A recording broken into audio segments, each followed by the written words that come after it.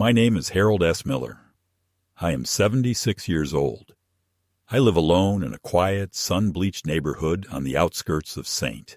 Louis, in a house that used to echo with life, laughter, and voices I can no longer call by name without a sharp twist in my chest. 6 years ago, I lost my wife, Meredith, to a heart attack in the middle of our kitchen. She was reaching for the cranberry sauce, her famous cranberry sauce, and she just collapsed. One moment, she was humming along to a Christmas commercial playing on the radio, and the next, she was gone, sprawled across the tiles in a heap of silence that has never quite left this house. I remember the sound the spoon made when it hit the floor. I remember the smell of turkey in the oven and the panic in my own voice when I called 911. But most of all, I remember Jacob, my grandson, laughing upstairs at a YouTube video, oblivious to the fact that his grandmother was dying just a few feet below him. Thanksgiving has never been the same since. That day used to mean something. Meredith would spend days preparing, roasting chestnuts, baking pies, ironing the tablecloth we only used once a year. She believed in tradition, in reverence, in family. I suppose I did too. But it was her who held the glue. After she passed, the glue dried, cracked, and fell apart. That was the last Thanksgiving anyone stayed past dessert. The year after, my daughter came for 40 minutes. The year after that, just a phone call. Then nothing. And yet, I keep the ritual alive. I still cook. I still set the table. I still place Meredith's photo in her usual spot. I don't know if it's habit or desperation. Maybe both. I like to think I'm preserving something, but some days it feels more like I'm embalming a corpse that no one wants to bury. Jacob used to be the light of my life. When he was little, he'd sit on my lap and beg me to read him stories about cowboys. He once called me Sheriff Grandpa. I kept that nickname in my heart like a secret badge of honor. When his parents were busy, always rushing, I was the one who took him to baseball practice, to the zoo, to that strange little puppet theater downtown that smelled like wet wood and popcorn. He was a quiet boy, full of curiosity. He once asked me, "Grandpa, do stars die?" I said yes. He asked if people become stars when they die. I said only the good ones. He smiled and said, "Then Grandma will be the biggest star in the sky one day." That was years ago, before his voice dropped, before his eyes turned cold and distant, before his phone became more important than people. I hadn't seen Jacob in over a year when my daughter called and said they'd be coming for Thanksgiving this year. It felt like someone had thrown a rope across the gulf that had grown between us.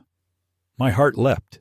I went into full preparation mode, cleaning the silverware, dusting the attic, restarching the napkins Meredith had embroidered with little orange pumpkins. I even bought a new table runner, something with autumn leaves and gold trim, because the old one still had Meredith's faint perfume, and I didn't want them to think I was living in the past, even though I was entirely. I baked the pies myself this year, 2 apple and 1 pumpkin. The crust came out too hard, but I convinced myself it didn't matter. What mattered was the gathering, the chance to be whole again, even if only for one evening. My daughter, Ellen, has always been efficient, organized, poised, hard to please. She takes after her mother in many ways, but she lacks Meredith's softness. Ellen was a daddy's girl until she turned 17 and realized I wasn't a genius, just a man with a mortgage and thinning hair. We drifted after that. There were no fights, no final words, just the long, slow erosion of affection replaced by polite obligation. Still, I held on. I paid for Jacob's private school tuition. I gave them the down payment for their home in Clayton. I co-signed for Ellen's second car when she said it was for work. I never said no, because fathers aren't supposed to, especially when you know that one day you'll be gone, and all they'll have left of you is what you gave them and how you gave it.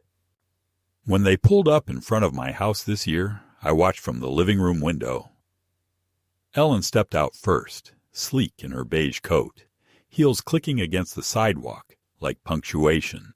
Her husband, Tom, came around the car with that disinterested stare he always wore around me, as if I were a piece of inherited furniture they couldn't quite get rid of, but didn't want to use. And then Jacob emerged, taller than I remembered, face sharper, phone already in hand. He didn't look up. I stood there for a moment, heart trembling, watching the three of them walk toward my door like strangers about to inspect a property. Then I opened it, smiled, and said, "Welcome home."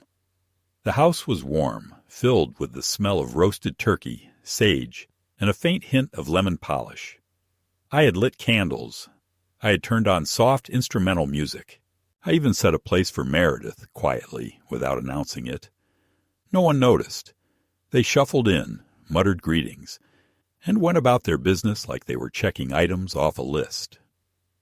Ellen asked if I had Wi-Fi. Tom asked about the thermostat. Jacob asked if there was any soda. No one asked how I was. I offered drinks. I tried small talk. I asked Jacob about school. He shrugged. I asked if he was still playing guitar. He said, "That was like years ago." I nodded, pretending not to feel the sting. Ellen scolded him for his tone, but without conviction. Tom looked at his watch and asked what time dinner would be served. I said 6, just like always. No one said they were looking forward to it. No one said they missed me. Still, I clung to hope. Maybe the food would bring us together. Maybe the familiar taste, the echo of past holidays, would warm their hearts. I had made everything from scratch.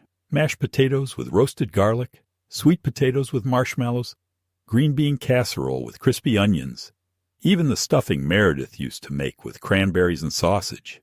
I pulled the turkey from the oven at exactly 5:45, just like she used to. It was golden, steaming, the skin perfectly crisp. I carved it slowly, reverently, remembering how she used to guide my hands with hers. At 6 sharp, I called them to the table. They sat without ceremony. No one commented on the food. No one said grace. I cleared my throat and began to speak, to offer a memory, a small prayer for Meredith, something to anchor us. But Jacob interrupted me. "Can we just eat?" he said, not looking up from his phone. There was a silence then, one of those deep, cutting silences that feels like a wound being opened. Ellen didn't scold him. Tom cleared his throat as if trying to move things along. I looked at the turkey, at the candles, at the photo of Meredith smiling from her usual place, and I felt something inside me shrink. But I smiled. I nodded. I said, "Of course. Let's eat." And that's how the evening began. The last Thanksgiving I would ever host, though I didn't know it yet. Not truly, not until a moment later, when the thing happened that would break the final thread between me and the family I thought I still had. The knife slipped slightly as I sliced through the breast of the turkey, not because my hands were weak, but because they were suddenly numb, as if some signal had been cut between my heart and my body. It had taken all my energy to hold my composure when Jacob dismissed me with those 4 words. "Can we just eat?" And not because it was rude. Rudeness I could take. I've lived through enough of it in the boardrooms, bank lobbies, and hospital waiting rooms. But because it came not from a child, not from some clueless teenager, but from a boy who used to sit beside me on Sunday mornings with orange juice and cartoons and ask me what clouds tasted like. It came from someone who had once called me the strongest man in the world. Now I was barely a presence in his world at all. I tried not to let it show. I served each of them with the same care I used to serve Meredith. First Ellen, then Tom, then Jacob, and finally myself. Placing everything just right, even folding the napkins over the silverware again after they'd unfolded them carelessly. I asked if anyone would like wine, and Tom nodded without looking up. I poured. I offered sparkling water, cider, even root beer for Jacob, remembering it was once his favorite. He grunted a vague acknowledgement, but didn't take a sip. The food sat there, untouched for a few seconds, before they began eating without a word, as if we were strangers in a diner who happened to share a table. I tried to break the silence. I always do. I've learned over the years that silence at family dinners is rarely comfortable. It's a symptom, a warning sign, like smoke before the fire. So I started a story, one I hadn't told in years, about the first turkey Meredith and I ever cooked together. We were newlyweds then, in a small apartment with an oven that leaned to one side, and the bird slid out of the roasting pan halfway through and landed directly on the floor. I chuckled as I told it, remembering how we had laughed, how we'd ended up eating Chinese takeout off our wedding china and calling it the best Thanksgiving we ever had. It was a warm story, harmless, something to soften the edges of the evening. But halfway through, Jacob raised his hand, not in amusement or interest, but like a traffic cop, and said, without a trace of irony, "Why are you telling us this?" The question hit me like a slap. I faltered. I looked around the table, searching for a lifeline, for Ellen to step in, to say, "Come on, Jacob," or even just to offer a sympathetic glance. But she kept chewing. Tom drank his wine and avoided eye contact. No one said a word.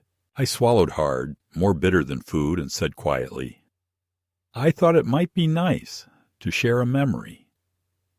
Jacob shrugged, and I saw his lips twitch, not into a smile, but a smirk, that infuriating teenage expression of disdain that they wear like armor. He leaned back in his chair, still chewing, then picked up his phone and began tapping. I don't know what came over me, but I said gently, "Jacob, would you mind putting the phone down during dinner?" And that, apparently, was the real offense. He slammed his fork down. The sound echoed off the walls like a gunshot. "It's just dinner," he said, almost shouting. "It's not a courtroom, it's not church, and it's not the goddamn 1950s. You don't get to make the rules just because you're old." I froze. The room went dead silent again, but this time it wasn't an awkward pause. It was a rupture. A rift had torn through the fabric of what little remained of our family dynamic, and no one even tried to stitch it shut. Ellen didn't tell him to stop. Tom didn't correct him.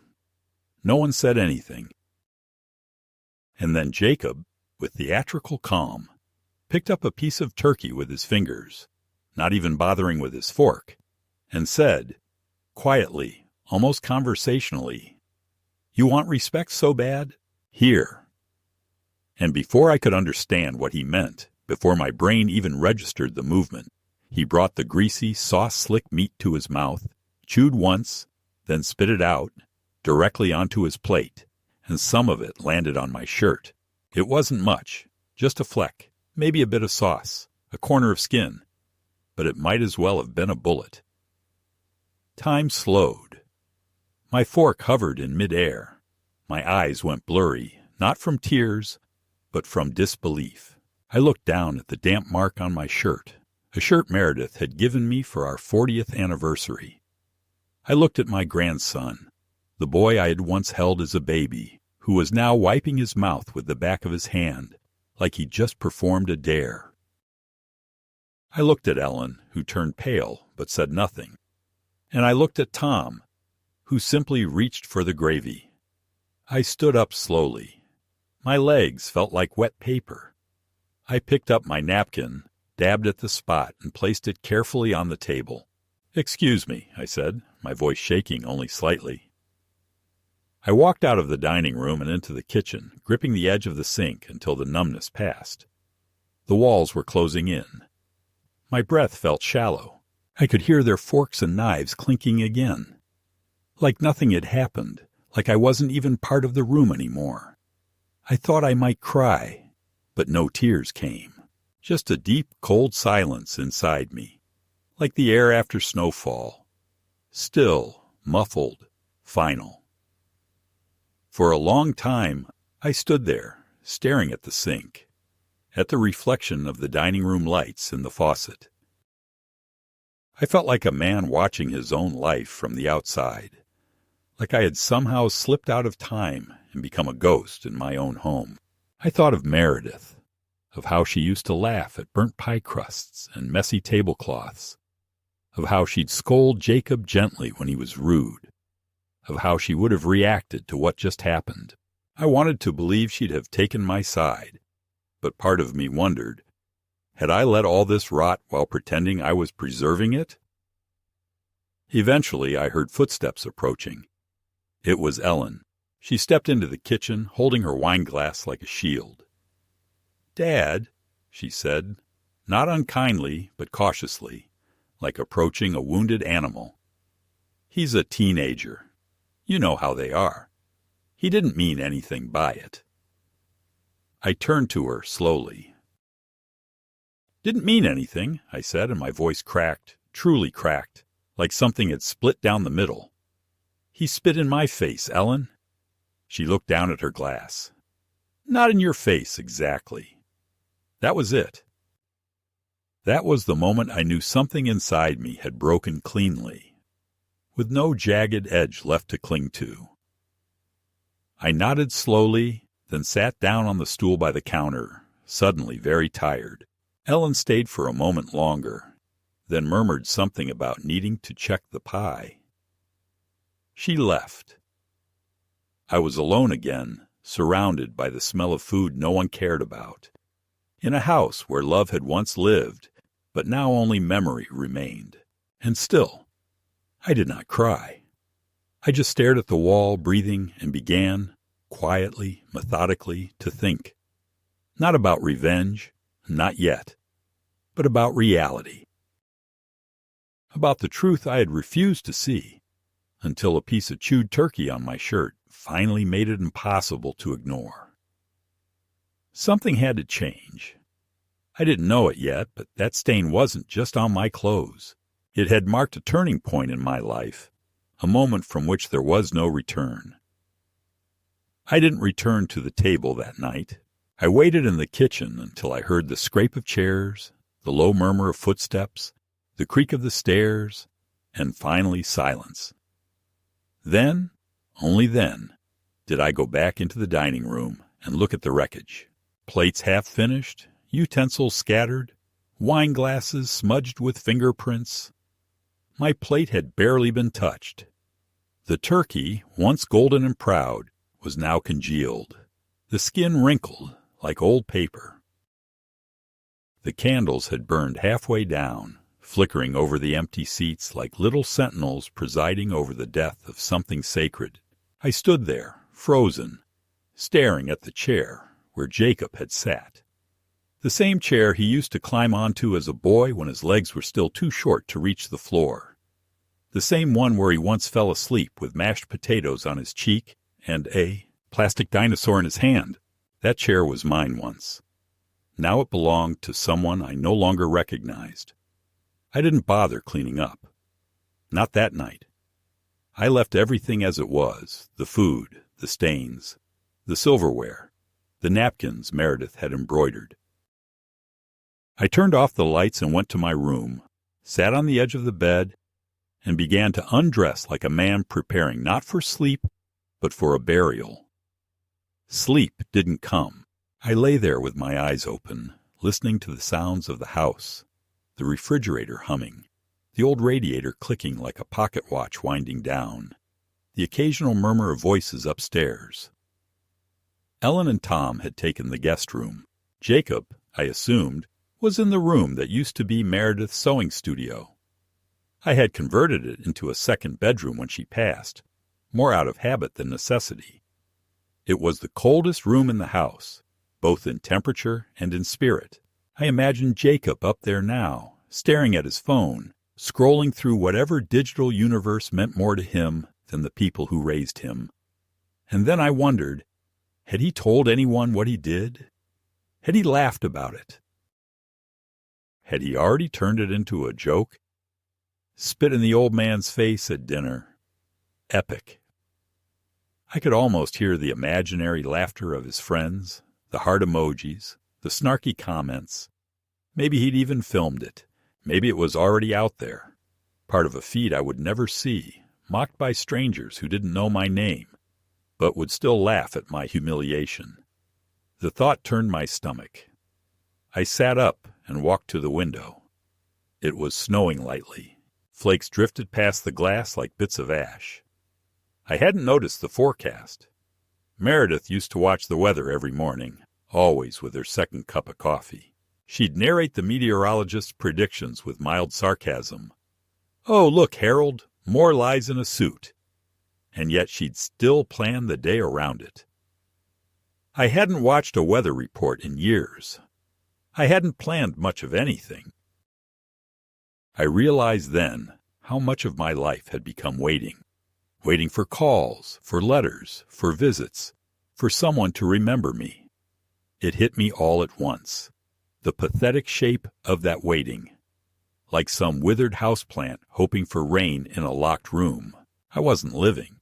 I was lingering. The next morning I rose early, out of habit more than intent. I made coffee the old way, stovetop, with 2 spoonfuls for strength and a pinch of salt, the way Meredith had liked it. I poured it into her favorite mug, the one with the faded cardinal on the handle, and sat at the kitchen table in silence. The house was still quiet. I assumed they were all sleeping in, satisfied with themselves, well-fed and undisturbed. I thought of Jacob's face again, the way he had looked at me after spitting, and it occurred to me that there was no shame in him, not the kind that comes from instinct or memory. Whatever I had been to him, a grandfather, a babysitter, a guardian, was gone. I was just an old man now, maybe worse than old, irrelevant. When they finally came down, it was nearly noon. Tom first, yawning and rubbing his eyes. Then Ellen, dressed impeccably as always, carrying her phone like a compass. Jacob followed, hoodie up, headphones in, eyes glazed. No one said good morning.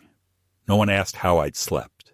Ellen gave a perfunctory, "Smells like coffee," and Tom asked if there was any milk.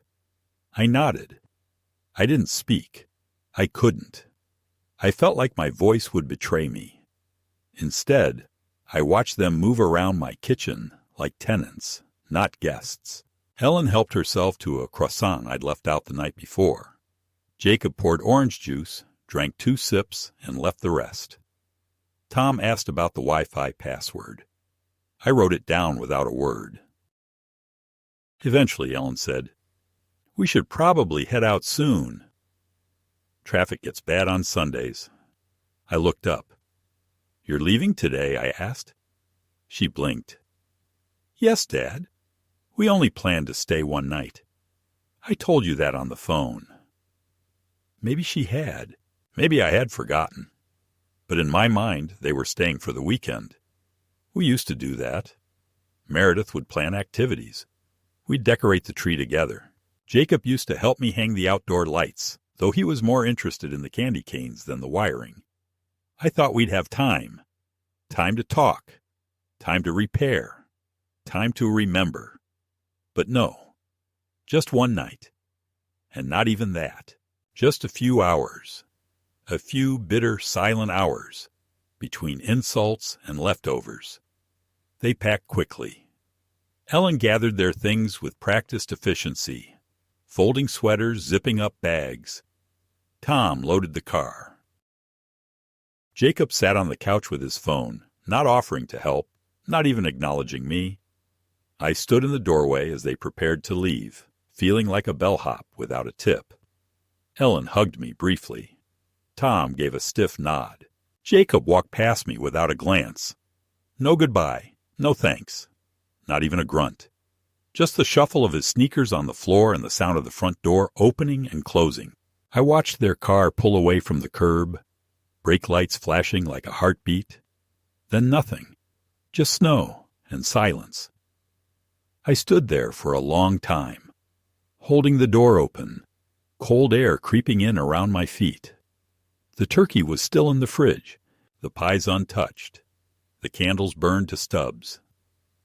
I closed the door, locked it, went back into the dining room and sat down at the head of the table. I looked around. The house felt smaller now, not in size, but in meaning. Everything had shrunk. The memories, the warmth, the possibility of reconciliation. I looked at the photo of Meredith and whispered, I tried. And for the first time in 6 years, I felt something close to anger, not at them, but at myself, for believing, for waiting, for thinking that love alone could bring people back. I stood up, cleared the table slowly, and washed every dish with care, as if purging the house of what had happened. I folded the napkins, packed away the tablecloth, put the turkey into freezer bags, labeled them with dates I knew I'd never need. I was done. That night, I did something I hadn't done in years. I opened the file cabinet in my study, the one where I kept all the important papers. My will, the deed to the house, bank account information. I sat down and looked at each document, one by one, taking notes. I realized how much I had left vulnerable. Joint accounts, emergency contacts, power of attorney, things that once made sense when Ellen was still the daughter who called me Daddy with affection instead of irritation. Things that now felt like I'd handed the keys of my life to someone who might one day decide I wasn't fit to have them anymore. I stayed up late that night drafting letters, making lists, outlining what needed to be changed. Not because I wanted revenge, but because I had finally understood something. I had been preserving a family that no longer existed, feeding a memory that no one else cared to keep alive. I had been alone for a long time. I just hadn't admitted it, and now I was ready to act. I always thought the hardest part of aging would be the body, the stiffness in the knees, the medications with names you can't pronounce. The weight of mornings when you wake up not refreshed, but simply grateful you woke at all. But it isn't the body that breaks you. It's the slow unraveling of identity. The realization that the role you once played in others' lives has been quietly retired, written out of the script without ceremony or farewell. It happens in silence, in the empty chairs, in the long spaces between phone calls, in the way people begin talking about you in the third person, even when you're in the room. That's what Ellen and Jacob had done to me for years. They hadn't yelled. They hadn't disowned me. They had simply forgotten who I was to them. And that, I believe, is the cruelest kind of abandonment. The kind that doesn't come with an explosion, but with a shrug. The Monday after Thanksgiving, I sat at my desk with a legal pad and a black pen. Outside the window, snow had blanketed the neighborhood in clean white silence. I stared at the page, unsure of how to begin. My lawyer's name came first, then my bank's, then the names of the institutions where I still had small accounts, life insurance, savings, a modest investment fund that Meredith had set up decades ago, and I'd forgotten to cancel. I made a list of everything Ellen had access to. I didn't feel rage while I wrote. What I felt was clarity. This wasn't about punishing her. It was about protecting myself. I had always believed that family came before paperwork, that love could shield you from greed, but love without boundaries is just an invitation to be used, and I had been complicit in my own devaluation for far too long. By Wednesday, I had appointments lined up with the bank, with a new lawyer, and with a notary public. I called them myself, which took some effort. My hearing isn't what it used to be, and I hate those phone menus where a recorded voice insists you press one for services that never apply. But I persisted. At the bank, I sat with a young woman named Amanda, who looked no older than 25. She smiled with practiced politeness and said, "Of course, Mr. Miller. We can remove your daughter as co-signer. You just need to confirm a few security questions." I did. I knew every answer. My memory, though slower now, is intact. Better than Jacob's, I suspect, if it came down to anything that didn't involve an app. Amanda clicked through screens, printed forms, slid them across the table with a plastic pen. "You'll just sign here and here." When it was done, she said, "All set. No one but you has access now." I nodded and thanked her. She asked if I needed help to my car. I told her no. I still walk on my own, and I planned to keep it that way as long as I could. That afternoon, I found myself standing in the guest room, the one they'd stayed in for less than 24 hours. The bed was still slightly rumpled. A single sock remained on the floor, probably Jacob's. I picked it up and dropped it into the trash. I looked at the space, silent, airless, temporary. That's what I had become to them, a stopover, a layover, a detour between real destinations. Not a home, not a presence, just a placeholder. I closed the door and didn't open it again. That night I made myself a simple dinner. Canned soup, toast, a pear. I sat at the table, not in my usual chair, but in the one Jacob had used. I stared at the empty place in front of me. I tried to imagine him there, older, maybe 25, 30, visiting with his own child. Would he look me in the eye then? Would he remember what he did? Or would he laugh about it? Would it become a funny story, a memory sanded down to humor with all the cruelty rubbed out? I found myself shaking my head, not in anger, but in disbelief at my own naivety. I had been waiting for something that was never coming. Reconciliation, remorse, an apology that would never be spoken, because in their minds, there had been no crime. And then, on Thursday evening, I received a text message. It was from Ellen. Just one line. "Hope you're doing okay. Let us know if you need anything." I stared at it for a long time. There was no mention of Thanksgiving, no mention of Jacob's behavior, no acknowledgement of the silence that followed. Just a bland, antiseptic line that felt like it had been copied from a greeting card or an HR email. I didn't respond, not because I was punishing her, but because I didn't believe in pretending anymore.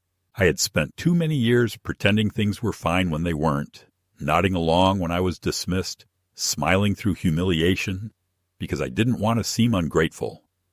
But I wasn't ungrateful. I had just been afraid that if I spoke up, they would disappear completely. Now I realized they already had. The people I missed weren't the people who had just been in my house. They were shadows of the past, memories wearing familiar faces. That weekend, I opened an old metal box that Meredith used to keep under the bed. It held letters, photos, some dried flowers from our wedding bouquet. And in it, I found something I hadn't seen in years. A letter she'd written me, sealed in an envelope marked, "In case you're ever alone." My hand shook as I opened it. Her handwriting was still neat, slanted, elegant. "If you're reading this," she wrote, "then I'm gone. And if you're reading this when you feel forgotten, please remember, you are not. Not by me, never by me. You gave me a life full of kindness, and if others forget that, it says nothing about you and everything about them. Protect your heart, Harold, and don't be afraid to walk away if the love they offer is only given in exchange for silence." I read it 3 times. I read it aloud. I held it to my chest. And then I cried. Not loud, not dramatically. Just quiet, slow tears that fell without effort. Not for what I'd lost, but for what I'd almost let myself believe I still had. When I dried my face and folded the letter back into the envelope, I knew what I had to do. Not out of spite, not out of anger, but out of the clear, simple understanding that a man has the right to protect his dignity. I began drafting my next letter, this time not to a bank or a lawyer or a friend. but to my family. Not the one I'd hoped for, but the one that was real. I was going to give them a gift they didn't expect, something served not on a plate, but with ink and will and intention. I was going to teach them something about consequence, and I was going to do it in my own time, my own way. They had come to my table and spit on the years I gave them. They thought I would just wipe it off. But what I was about to serve would be the last thing they ever expected. I mailed the letter on a Monday morning, a certified envelope addressed to Ellen and Tom, 1 copy each, carefully worded, calm in tone, but precise in meaning. I didn't want emotion clouding the message. I didn't want apologies or explanations or invitations to talk it out over coffee. I wanted clarity. I wrote, "Following recent events and a long period of growing detachment, I've made the decision to reevaluate my estate plans and all associated financial arrangements. This is not an emotional reaction, but a necessary shift in response to how I have been treated and how I have allowed myself to be treated. As of this week, all joint financial accounts have been closed or reassigned. Access to my personal banking and legal affairs has been fully removed from third parties. There will be no further monetary support offered, direct or indirect. I am not your burden.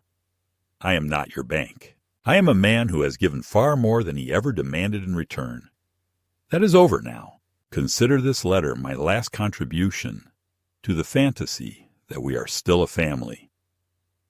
I signed it without trembling, sealed it, and placed both copies into the mailbox at the corner of Willow and 8th, where Meredith used to mail holiday cards to her. Friends before arthritis made writing painful. It felt symbolic, the gesture of using that same blue metal box, like ending something in the very spot where she had once believed connection was possible. I didn't hear back for 3 days. On the 4th, I got a text from Ellen.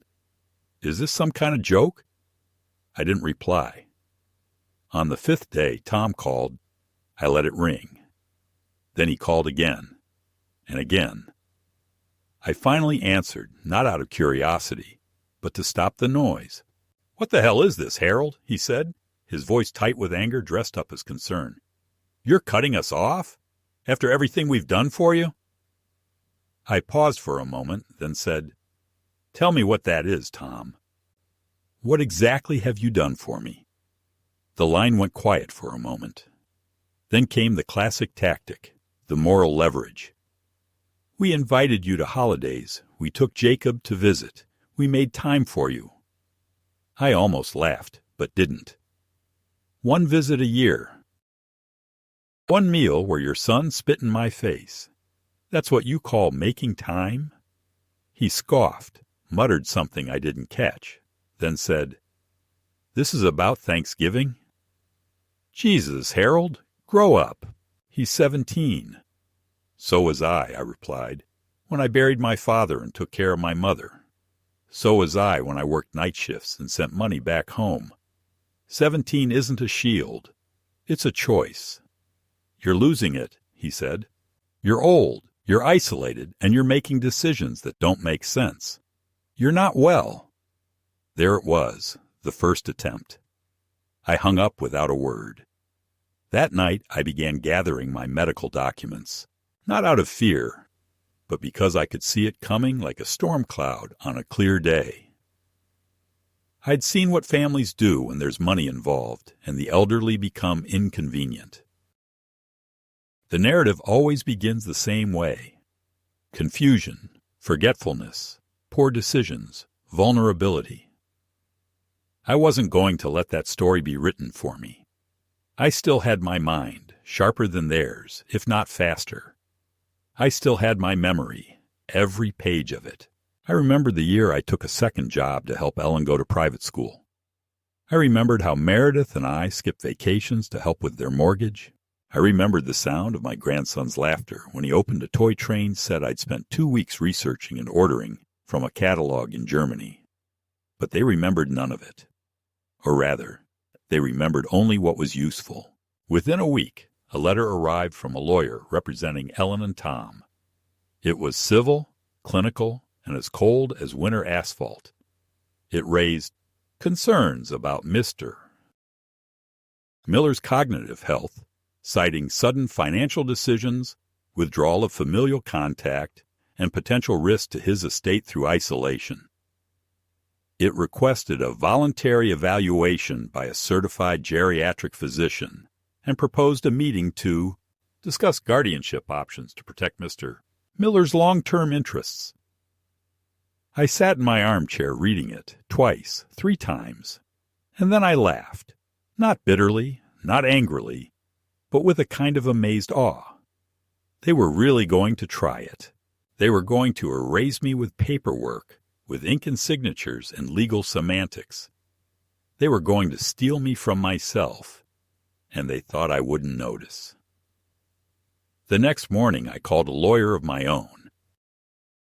Her name was Clara Renner, a sharp, composed woman in her 50s with a voice like a gavel and eyes that didn't blink without purpose. I explained everything to her, from the Thanksgiving incident to the letter I'd received. She asked questions, took notes, then looked me dead in the eye and said, "You have every right to make these decisions. But we're going to get ahead of this. We're going to make it hurt for them to keep going." She arranged a full medical and psychological evaluation, independent, notarized, signed by 3 specialists. I passed every test: memory recall, cognitive processing, decision-making capacity. I was declared competent in every sense. Clara filed a formal response to Ellen's letter, including my clean bill of mental health, and warned that any further attempts to establish guardianship without cause would be met with immediate legal retaliation for harassment, emotional abuse, and attempted financial manipulation. But Ellen and Tom weren't done. The next wave came in the form of a surprise visit. One Saturday morning I opened my door and there they were, standing side by side like a united front, with practiced expressions of concern. Ellen stepped forward. "Dad, we just want to talk." I didn't invite them in. I stood in the doorway and said, "Then talk." Tom sighed. "This isn't good, Harold. You're isolating yourself. You're acting paranoid." "No," I said. "I'm acting informed." "There's a difference." Ellen pulled out her phone, tapped a few times, then held it up. "We talked to Dr. Stein. He said you missed your last checkups. That's not like you." I felt my jaw clench. "You called my doctor?" "We were worried," she said. "You haven't been yourself." "You mean I haven't been obedient," I replied. "That's not the same thing." Tom folded his arms. "You're being cruel. Jacob's upset. He doesn't even understand why you're acting this way." "He doesn't understand because you've taught him nothing," I said. "You've raised a boy who thinks consequences are optional. I'm just the first person who told him otherwise." Ellen looked like she might cry, but I didn't believe it. I had seen her real tears before, at Meredith's funeral, at the hospital after Jacob was born. Those tears were raw, instinctive. These were calculated, performative tools of persuasion. "We're your family," she said softly. "You're all we have left." I almost answered that they'd made sure I felt like I had nothing left at all. But I didn't. I simply said, "You should go, before I call Clara." That name made Tom flinch. He'd done his research. They left without another word. A week passed. Then 2. I changed my phone number. I contacted every institution where Ellen had ever been listed as a contact and removed her name. I revised my will. I updated my power of attorney. I gave copies to Clara, to my bank, to my doctor, and to my neighbor Robert, a retired judge who agreed to be my emergency contact. I began taking long walks again. I visited the library. I rejoined the American Legion's weekly breakfasts. I felt for the first time in years like I was standing on my own 2 feet, not out of stubbornness, but out of strength. And then came the final blow. delivered not with rage, but with desperation. A letter from Jacob, not an email, not a text, but a handwritten note on lined paper. The handwriting was lazy, uneven, rushed. It read, "Grandpa, I'm sorry if I upset you." I don't really remember everything from that night. But Mom says you've been acting different. I hope you're okay. I miss the old days. Remember when we used to build model planes? That was fun. Anyway, I hope we can see you soon. Happy late Thanksgiving. No apology, no acknowledgement, just a vague, childlike hope that time itself could erase behavior. I held the letter in my hands for a long time. Then I folded it, placed it in a drawer, and locked it. Because this was not over. They had declared war on my autonomy, on my history, on my right to be the man I had always been. And I was going to finish what they started. I had spent months thinking about what I would do if they pushed further, if they kept knocking at my gates, smiling with rehearsed affection, while quietly trying to dismantle the life I'd spent 7 decades building. I had prepared the legal defenses, the documents, the letters. I had locked down every point of access they could twist against me. But what I hadn't done, what I had resisted even considering, was to confront them face to face, not as the silent, patient man they thought I was, but as the one they had buried under layers of politeness and dismissal. The man who still had a spine. The man who remembered everything. On a Tuesday morning in early March, I woke up before dawn, put on my best suit, the same gray wool blend I had worn at Meredith's funeral, at Jacob's baptism, at Ellen's wedding, and I pressed the collar until it sat sharp and clean against my neck. I shaved carefully. I polished my shoes. I brewed a fresh pot of coffee but didn't drink it. I wanted my hands steady. I opened the drawer in my study where I had placed the letter Jacob had written, still folded in its envelope, and slid it into my inside pocket. Not because I planned to return it, but because I wanted to carry the weight of what I was about to do. To feel it on my chest. Then I took a manila folder filled with documents and drove across town to the address Ellen had given me 2 years ago, when they moved into their new house in the gated community outside Ladue. I had never been invited there. The house was larger than I'd imagined, all glass and steel and stone, the kind of house that seems like it's trying too hard not to be warm. I parked a few doors down and walked the rest of the way. As I approached the door, I caught my reflection in the glass. An old man, yes, but not broken, not hunched. I rang the bell. I heard footsteps. Then Ellen's voice, startled, cautious. "Dad?" I nodded. "Can I come in?" She hesitated.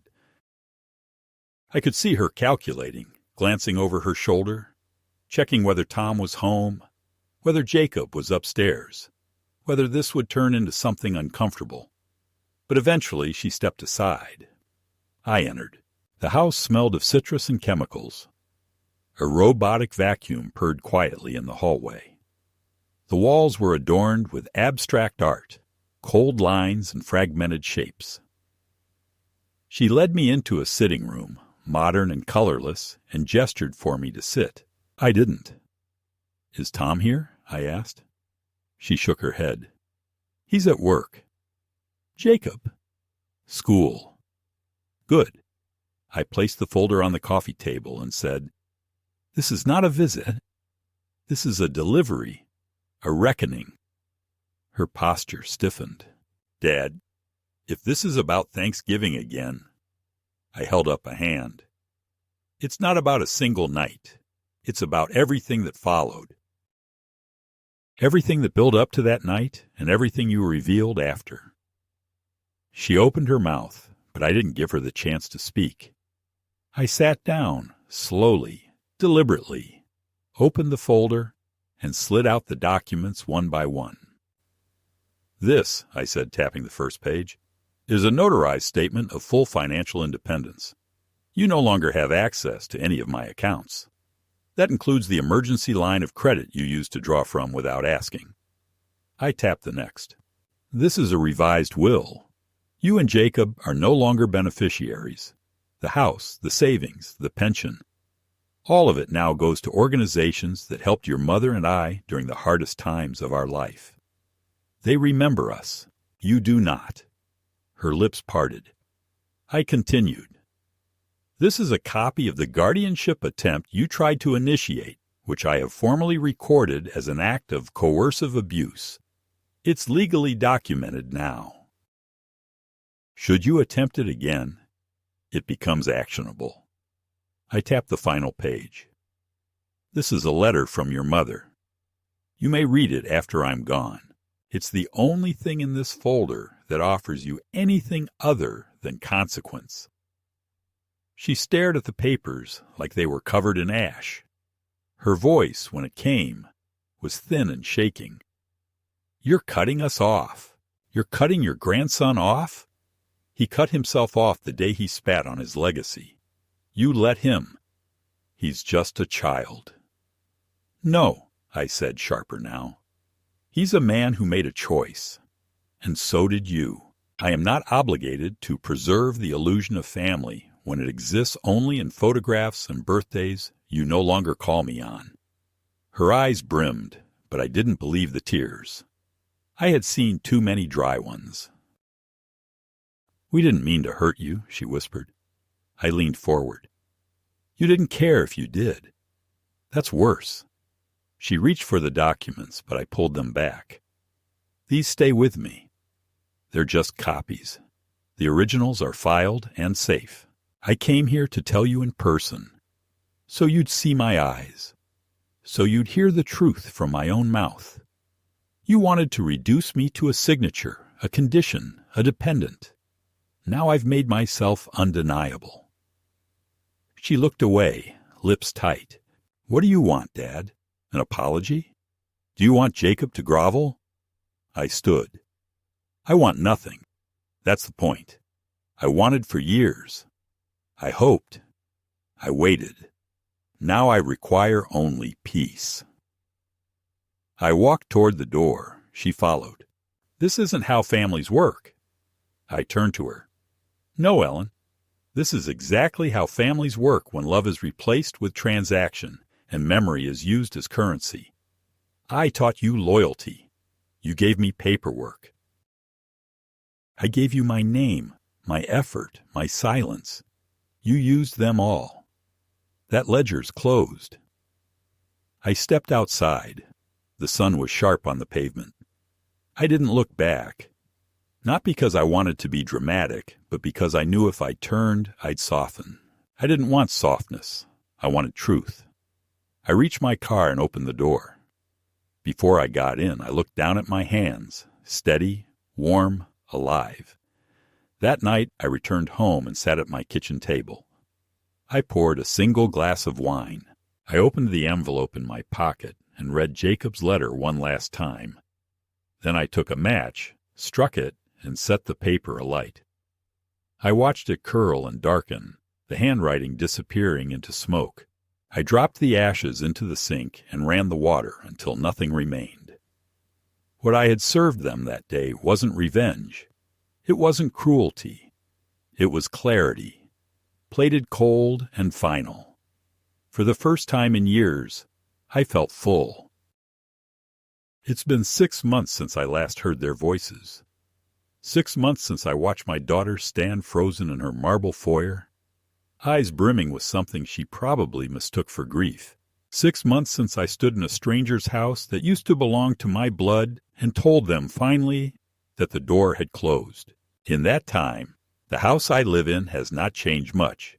Same walls, same creaks in the floor, same smell of old wood and lemon oil. But something inside it has shifted in a way that is almost imperceptible unless you are the one who wakes up in it every morning. For the first time in years, the silence doesn't press down on me. It breathes with me. It is not a void anymore, but a kind of clarity. I no longer wait for the phone to ring. I don't flinch when the mail arrives. I don't pace past the window, hoping to see a car pull into the driveway. The world, as it stands, is smaller now, but in its smallness I found something I didn't know I was still capable of feeling. Peace. The neighbors have started waving more. Robert comes by once a week with his chessboard and his dry, acerbic sense of humor. We don't speak much about anything personal, but sometimes that's exactly the kind of conversation you need. Clean, structured, no undertones of betrayal or pity. I volunteer twice a week at the local food bank. I drive the truck. My back complains about the lifting, but it's a good kind of pain, the kind that tells you you're still useful. The kind that tells you there are still people out there who need things you can give. I cook again, not like I did for them, with anxiety and performance, but simply and honestly. Beans, stews, cornbread, roasted chicken. I eat at my own pace. Sometimes I even put on the old records Meredith loved, not to mourn her, to remember her properly without distortion. I've received a few more letters from Jacob. 3, to be exact. The handwriting has improved. The tone has not. The first one was defensive, full of qualifiers and the kind of vague remorse that reads like it was written with a dictionary in one hand and a guilty conscience in the other. The second was shorter, more emotional, but still empty of any real acknowledgement. The third simply said, "Are you ever going to talk to us again?" I did not answer any of them. Because what they don't understand, and may never understand, is that forgiveness isn't a door you knock on when it's convenient. It's something earned, through humility, through understanding, through time. And sometimes, when the damage is deep enough, even that isn't enough. Sometimes the best you can do for both of you is leave the scar alone. Let it be a mark that reminds you. There was pain here once, and it mattered. I'm not angry anymore. That surprised me. I thought anger would be my companion forever. A fire I'd have to keep feeding to stay upright. But once the boundaries were drawn, once the letters were sent, once the final conversation had been had with eyes and spine intact, the fire died down. What was left wasn't revenge or even satisfaction. It was space, room to breathe. Room to remember who I was before I spent all my energy trying to be enough for people who treated me like a placeholder in their lives. I no longer feel like I'm preserving Meredith's memory for someone else. I keep her photo on the mantel now, not on the table. She watches the whole room. I talk to her sometimes, not out of desperation, but out of habit. Gentle, grounding habit. I tell her what I've cooked. I tell her when the tomatoes finally ripen. I tell her when I finally get that old watch of mine to work again. I don't ask her what she thinks anymore. I already know. I think she would have done the same if it had been me who died first, and her who had to live through the slow erosion of being forgotten. I've made arrangements, not out of fear, but out of order. My final wishes are in place. The house will go to the local veterans shelter. My savings are split between 3 community programs: education, housing, and hospice. I've written letters, not to Ellen, not to Jacob, but to the people who were kind to me when they had no reason to be. The grocery clerk who always asked about my day. The librarian who found me that book Meredith loved. Clara, who didn't talk to me like I was some confused relic. These are the people who will carry pieces of me forward, not because I owe them, but because I choose to. That, more than anything, is what I've reclaimed. Choice. Not reaction. Not guilt. Choice. Sometimes I walk past the room that used to be Jacob's when he visited as a boy. I don't go in. I've left it exactly as it was. The small bed, the old toy chest, the train poster above the dresser. Not because I'm holding on to hope, but because that room doesn't belong to the man who spit at me. It belongs to the boy who once asked me if stars died. That boy is gone, but the memory of him doesn't have to be. I let it stay, quietly, like a photograph you don't hang, but also don't throw away. A reminder of a time when love was simpler, before it had terms, conditions, and dollar signs attached to it.